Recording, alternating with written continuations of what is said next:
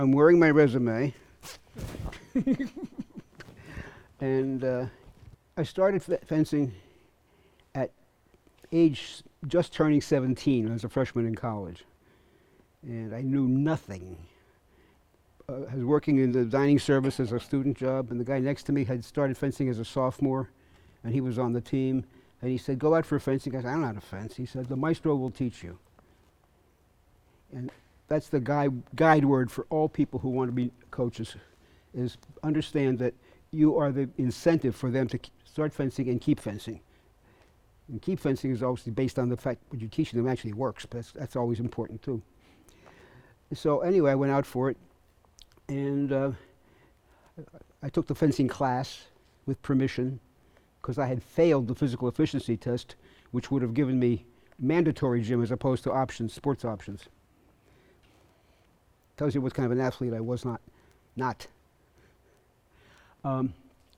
So I went out took the fencing class, and then my friend John said, did you come to practice? I said, well, practice?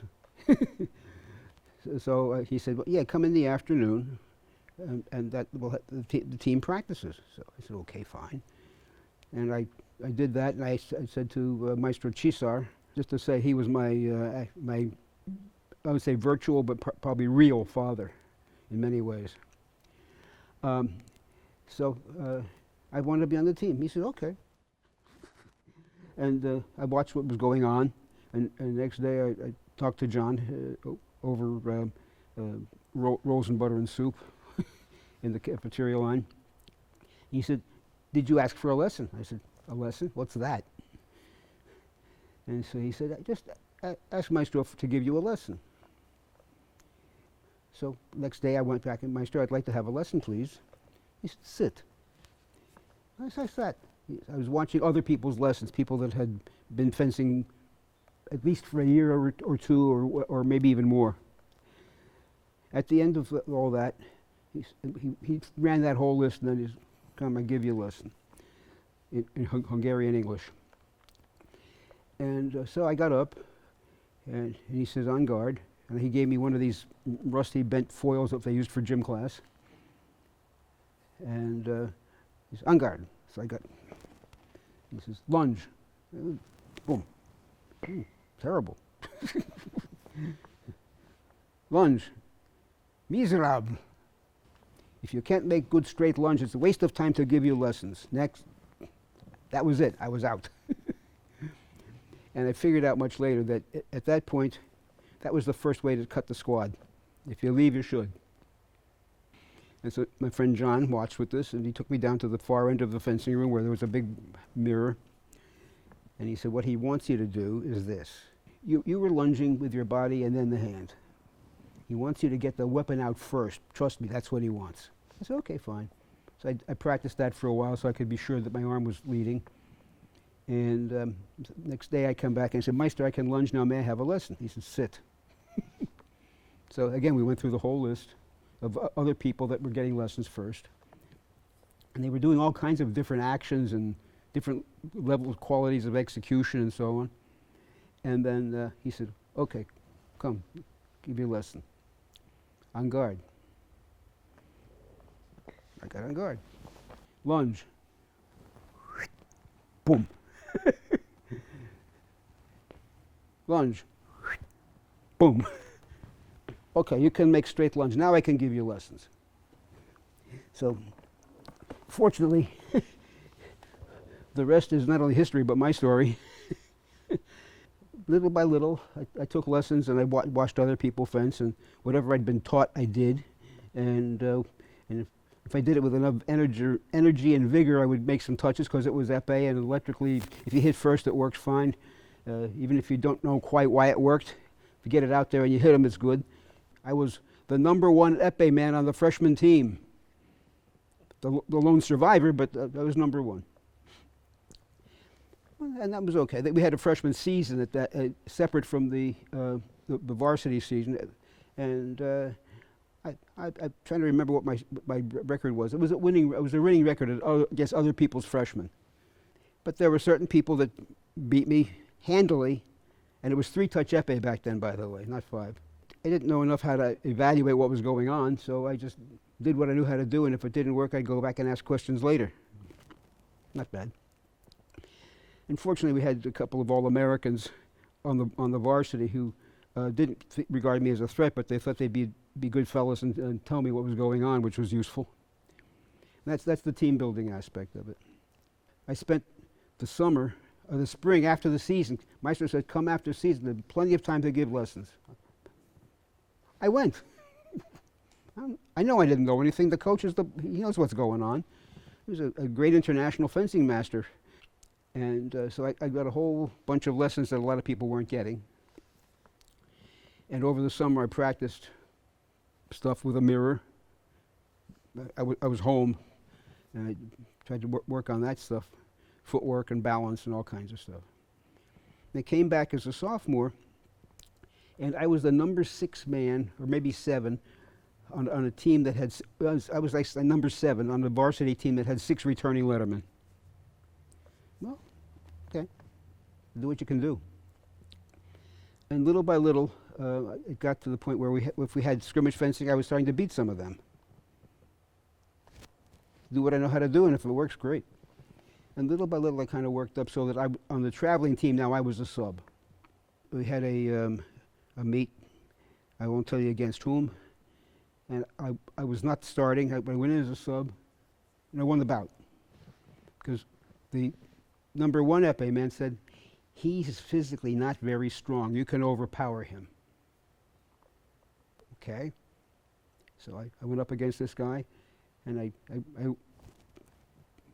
went into the phone booth and turned to the super fencer and moosed him out of the way and stuck him. that was the finesse. And I won the bout. I had been given a bum steer, but it was the perfect advice I needed for my skills. And so the next meet I started, it was a lesser opponent, and I won 2 out of 3 bouts. Maestro looked at me and says, "That was your audition and you flunked." I lost 1 bout. And I said, "Well, okay." I didn't quit then either. And so little by little, I worked my way back into the lineup and back into getting on the strip and beating people, lessons and practices and bout experience and so on. And so by the end of the season, I think my record then was 13-7. My first year on the varsity. Year by year, just by getting better and people graduating and some people quitting for whatever reason they had in mind, I don't know. So I wound up being a starter on the team and worked my way up from there. And the reason I'm mentioning this is not because there's going to be a quiz about my career, but to understand what the process was with this particular fencing master. He had made world and Olympic champions in Hungary. He was expert in saber and in foil, although his own weapon was saber. His coach and the master of the club where he coached was Italo Santelli, who was to Hungarian fencing the virtual messiah. And he had modernized Hungarian fencing at that time, which was early in the 20th century, with the latest and greatest of Italian fencing. He wound up being the grand master of Hungarian fencing. And Maestro Cisar was his student and his prévôt. And when the University of Pennsylvania was reestablishing the fencing team under the aegis of a rather generous alumnus, they said, we need to find a good coach. And lo and behold, somebody popped up and says, "I know just the person." And so basically he was induced to immigrate to the United States and take the job at Penn. And it was a rough start. He had to really establish a regimen that worked for him and persuade the administration that it was a process. He didn't just show up and go, and you're going to have a winning team. You don't. They expected him to have a winning season. He says, "I'm a fencing coach, not a magician." But year by year, he built the team. So when I arrived in 1955, he had already been there 6 or 7 years. In terms of ambitions competitively, I wanted to make All-American. at some point. Well, as a matter of fact, that never happened. But they only let you have one person per weapon per school, and I was not the number one guy. I was the number 3 guy. And so I didn't get to go. The captain, who had been an All-American the previous year, the number 2 guy was an aspiring attorney, and he had his sectional debates that conflicted with the NCAA, so he said, I can't go. So Meister comes to me and says, you want to go to the NCAAs? And I said, no, you should send Al. He's already an All-American. He's a team captain. He should go. So he did, and I didn't. The following year, I went and did okay.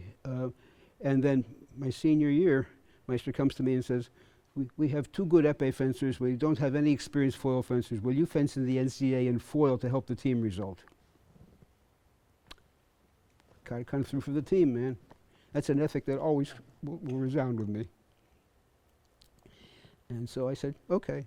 I stayed over Easter vacation and took foil lessons. So I said, because he hadn't taught any defensive parries. Everything was either preemptive or stop hits. So I had to learn how to do parries. And when I got there, and you fenced a complete round robin of all the people in your weapon.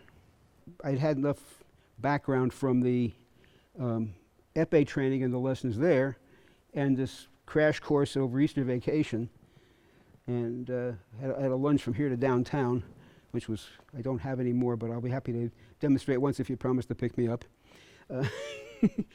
Long story short, I lost a couple of bouts to guys I should have beaten because I didn't take them seriously enough, but I was the only guy who beat the champion.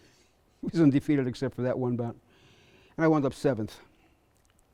And back then, All-American was, first team was 3, second team was 4, 5, 6, and that was it.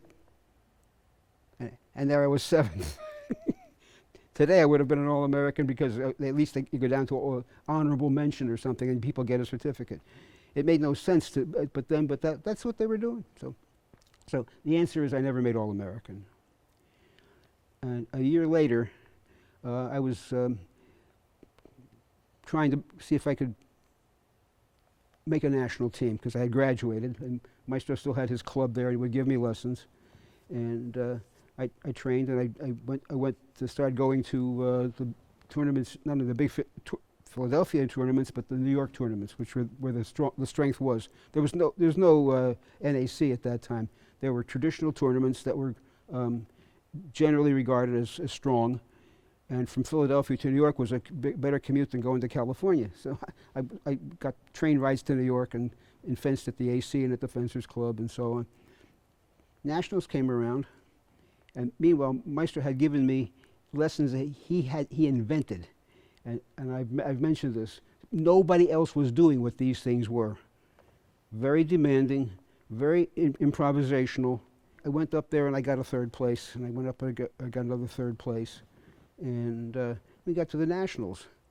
And I said, you know, I should go up to the camp Tecumseh, New Hampshire, which is on Lake Winnipesaukee. You may know where that is. And he was there as the fencing instructor, so I went up there too. And I got lessons there on a big diving board kind of thing. Was laid out on the grass. That diving board was handy, by the way. It kept me from wandering around. And so we went to the Nationals, and he knew that Eduardo Mangiarotti was my idol. Some of you will know that name. You may know his fencing, you may not, but he had more world and Olympic gold medals than anybody ever. And unfortunately he's passed some years back now, and I don't know if anybody's beaten that yet. He fenced on the foil team, he fenced épée, and he was on the first string in both weapons for Italy. He was my idol. So Maestro said to me, you have to, at the national you must be at least 3rd if you want to fence Eduardo.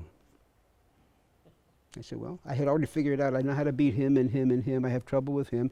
I could win half the bouts, and I with a few points I had from other competitions, I would have enough to make the Olympic team.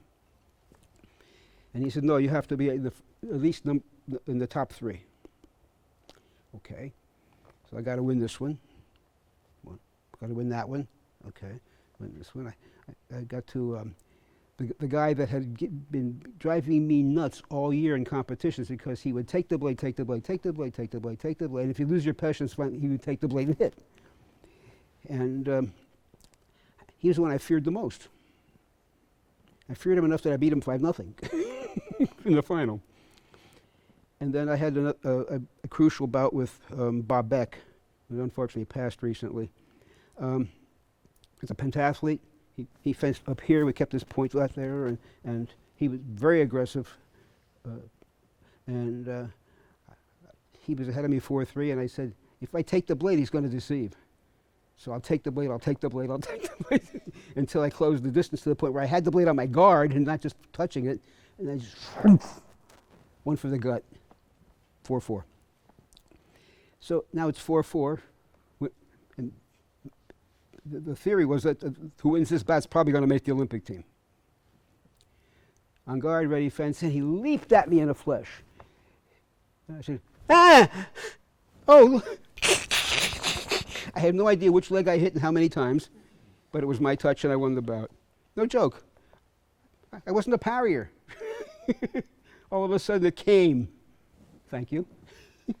At that point, it looked like I had done the job. I had one more bout to go in the final. And the president and vice president of the AFL, Amateur Fencers League at that time, came over to Maestro and said, he's already clinched first place. Tell him he's got to win the bout, because if he drops the last bout, he's going to screw up the selection of the Olympic team. Maestro said, don't worry, he will win. That's nice to know. I had been hitting people on the foot more than almost anybody ever hit anybody on the foot. I had worked out a way of getting there, and I said, I can get to this guy. But watching his fencing, there's these guys who would bound in the air forward, land spread out, boom, like this. He was the NCAA champion, by the way, because people didn't figure out what I wound up figuring out. I know what to do with him. So I said, I'm going to hit him on the foot 5 times. When I had 4, he decided that if I caught him standing still, I would hit him. So as soon as he saw me start down, he fleshed straight in. I aborted the lunge, planted my front foot, stepped away, and hit him in the chest. And I said, 5-4 mine. I won all my bouts in the final. I'm saying, oh bleep. I wanted to make all on the foot. But he solved me and I solved his solve. There are stages when things happen for you. And if it's a good thing, you try to consolidate that. Learn how to do it after you know how to do it very often, because the improvisations of an experienced competitor in almost any sport are what become classic or standard later on, whether for that person or for others. The thing that was the biggest weapon I had going at that time, other than being an uncouth brawler, which seems to be one way to fence épée, but I had this lunge that not only could get out there, way out there, but recover in one tempo all the way back on guard. And that became a tactical weapon. So anyway, that's the gist of this. But I went through all that rigmarole as a kind of a verbal resume and what I'm doing here at this point. I get it. Went ahead from coming back from Rome in '60. Made the '64 team by becoming in second at nationals to Peshti. Made the '68 team by coming in second at nationals to Peshti. I made a career of coming in second to Paul Peshti, who won the U.S. nationals. I think it's either 5 or 7 times. I'm not sure. And he was the hardest competitor you could imagine. All kinds of patience and a limited repertoire, but boy, he could make it work. And sooner or later, I'd fall into his trap and get hit. 3 Olympics, and I wear it because I'm proud of it, but also the Olympic Committee, U.S. Olympic Committee, would give you one of these if you contributed to the fund. I said, okay, here. And I was very happy to do that. How one gets to be a fencer at all, or an Olympian, or a fencing coach, or a fencing master, is a kind of a flow. And I refer to my story as a confluence of fates. If I hadn't been working alongside of John Schrecker in the cafeteria, none of this would have happened. If I hadn't been, nothing would have happened. And so different things flowed together to generate what turned out. I never did make All-American. I never did get the Olympic gold medal, which I dreamt I could possibly do, but I didn't have enough experience to. I got to go, but and I got to beat some good people, but not enough. And the basis for doing well in international competitions is you got to go to a lot of international competitions. You not only have to know the field and what they do and how to do, but you also have to have experience in that milieu. You have to feel comfortable there and saying, I know what I'm doing, and I'm going to do what I know how to do. And if I have to improvise, I can do that. But basically, I have to have a winning game against these people. And you have to be going a lot. The environment in an Olympic village is wonderful, but the village distracts you from your fencing, even though it's wonderful. And so I never went to a World Cup competition, ever. No money. The Federation didn't have money. I didn't have any money, so didn't go. Going to the Olympics, they paid for everything, so I was very happy.